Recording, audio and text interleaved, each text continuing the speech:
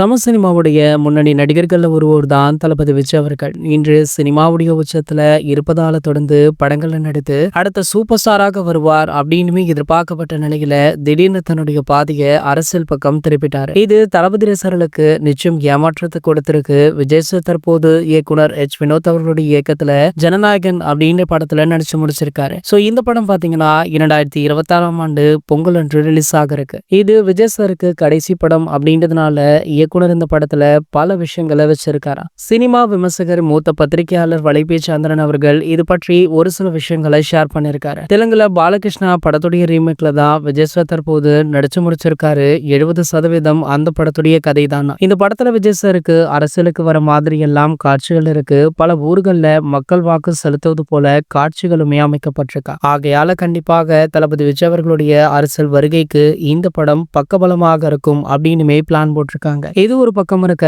தற்போது இந்த படத்துடைய கெமியோ பற்றி வெளியாகி உள்ள தகவல் தான் பலருக்குமே அதிர்ச்சியை கொடுத்திருக்கு. அதாவது இந்த திரைப்படத்துல மலையாள சினிமாவுடைய சூப்பர் ஸ்டாரான மம்முட்டி அவர்கள் இணைச்சிருக்காரா. இவருக்கு ஒரு சில காட்சிகள் கொடுக்கப்பட்டுள்ளதாக சொல்லப்படுது. அந்த காட்சிகள் இவருக்கும் தளபதி விஜய் அவர்களுக்குமே இருக்குமா. சோ இந்த காட்சிகள்ல கண்டிப்பாக திரையரங்குகள்ல செம்ம ரெஸ்பான்ஸ் இருக்கும் அப்படின்னு படக்குழு தரப்புல இருந்து அதிக ஆர்வபூர்வ தகவல் வெளியாகி இருக்கு. மேலும் பாத்தீங்கன்னா இந்த படத்துல ஒரு சில காட்சிகள் மட்டும்தான் நடிக்க வேண்டி இருந்தாலுமே தளபதி விஜய் அவர்களுக்காக மம்முட்டி அவர்கள் இந்த விஷயத்த பண்ணிருக்காராம். சோ விஜய் அவர்களை பற்றி புகழ்ந்துமே பேசியிருக்காராம். சோ இந்த தகவல் தளபதி ரசிகர்கள் மத்தியில நல்ல வரவேற்பை பெற்றிருக்கு. இது போன்ற செய்திகளை பற்றி நீங்க உடனே தெரிஞ்சுக்க நம்மளுடைய சேனலை மறக்காம சப்ஸ்கிரைப் பண்ணிக்கோங்க.